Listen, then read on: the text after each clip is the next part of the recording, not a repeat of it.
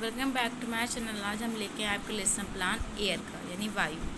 इसके बाद सबसे पहले इसमें एंट्रीज भरेंगे। दिनांक, विषय, प्रकरण, कक्षा, चक्र, अवधि। विषय हमारा विज्ञान है, प्रकरण हमारी वायु है, कक्षा हमारा 7 है, चक्र हमारी 6 है, अवधि 25 मिनट।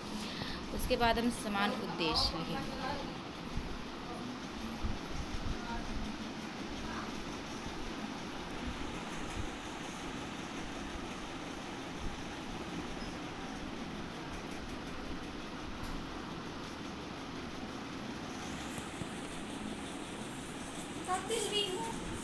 समान उद्देश्य लिखने के बाद आप लोग विशिष्ट उद्देश्य लिखेंगे। विशिष्ट में ज्ञानात्मक, बोधात्मक और अनुप्रयोगात्मक। ज्ञानात्मक में छात्र वायु को परिभाषित कर सकेंगे, छात्र वायु को प्रदर्शन कर सकेंगे। बोधात्मक मतलब बच्चों को बोध होना चाहिए कि छात्र वायु को धारण प्रस्तुत कर सकेंगे, छात्र वायु ज्ञात कर सकेंगे। अनुप्रयोगात्मक छात्र वायु को पुष्टि कर सकेंगे, छात्र वायु की उपयोगिता को सुनिश्चित कर सकेंगे। सहायक सामग्री में प्रकरण संबंधी चार्ट पेपर, चौक, डस्टर, स्टैम्पर, अन्य शिक्षण सहायक सामग्री।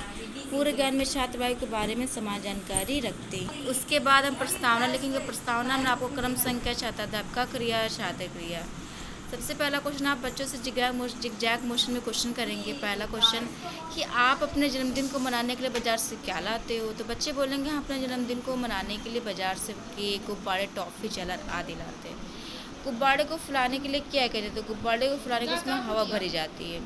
हवा को विज्ञान की भाषा में क्या कहते हैं। हवा को विज्ञान की भाषा में वायु कहते हैं। वायु के बारे में आप क्या जानते हैं। तो बच्चों को नहीं पता होगा, समस्यात्मक प्रश्न हो जाएगा। उसके बाद हम आते हैं उद्देश्य कथन। उद्देश्य कथन में आपको प्रकरण के बारे में एक पंक्ति में परिभाषा लिखनी होती है। तो उद्देश्य कथन में आप लिखोगे पृथ्वी के चारों ओर पाए जाने वाली विभिन्न गैसों के मिश्रण को वायु कहते हैं। अतः आज हम वायु के बारे में विस्तारपूर्वक अध्ययन करेंगे। उसके बाद लिखते हैं हम प्रस्तुतिकरण की ओर बढ़ते हैं। उसके बाद प्रस्तुतिकरण लिखेंगे। सबसे सिक्स कॉलम होगा। इसमें शिक्षण बिंदु, अपेक्षित व्यवहार परिवर्तन, छात्राध्यापक क्रिया, छात्र क्रिया, शिक्षण विधि और श्याम पटकार। तो बच्चे सबसे पहले हम विकासात्मक प्रश्न पूछेंगे। तो विकासात्मक प्रश्न पहला क्वेश्चन हमारा होगा कि हमें जीवित रहने के लिए किन चीज़ों की आवश्यकता होती है। तो हमें जीवित रहने के लिए भोजन, वायु, जल की आवश्यकता होती है। हमारी प्रश्नोत्तर विधि है। उसके बाद हमारा टॉपिक निकल आया वायु।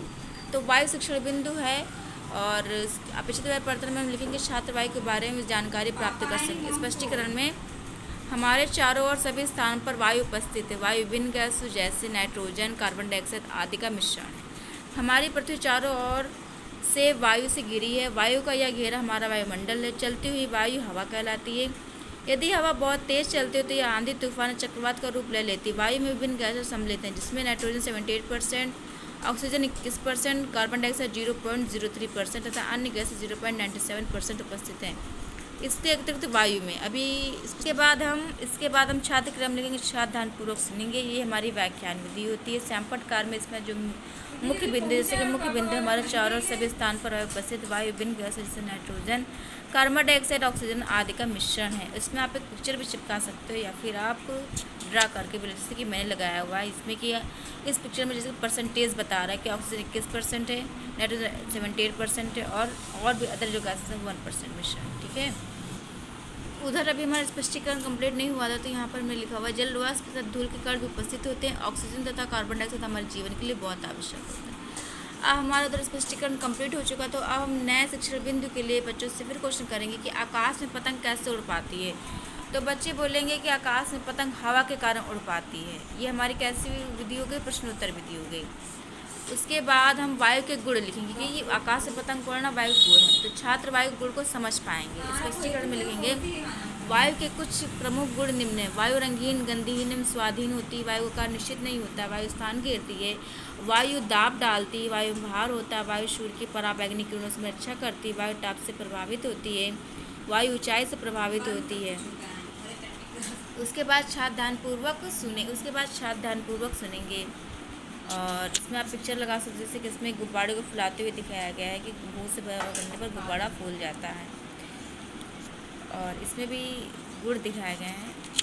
ये जैसे कि वायु दाब डालती है, ये भी एक गुण है जिसको हमने प्रदर्शित किया हुआ पिक्चर के माध्यम से।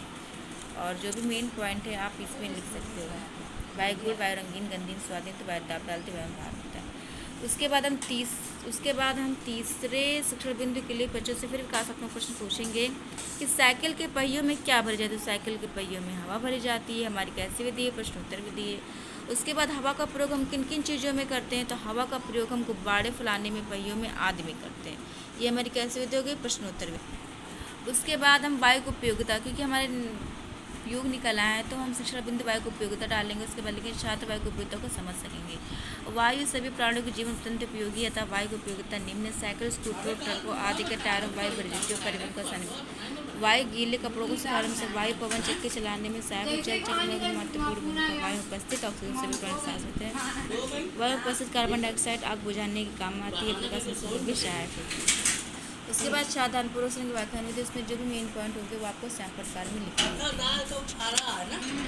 जैसे कि ये मैंने गुब्बारे, गर्म और गुब्बारे को दिखाया। उसके बाद हम लिखते हैं निष्कर्षात्मक कथन। इस प्रकार आज हमने वायु का विस्तारपूर्वक अध्ययन किया। उसके बाद हम सैम प्रकार लिखेंगे, जैसे जो भी मेन पॉइंट आप लिख सकते हो। उसके बाद निश्चय कार्य में लिखेंगे, छात्रों को सैम पर प्रत्येक कार्य को उत्तर पुस्तक में निर्देश देंगे, उससे हम कक्षा का निरीक्षण करेंगे।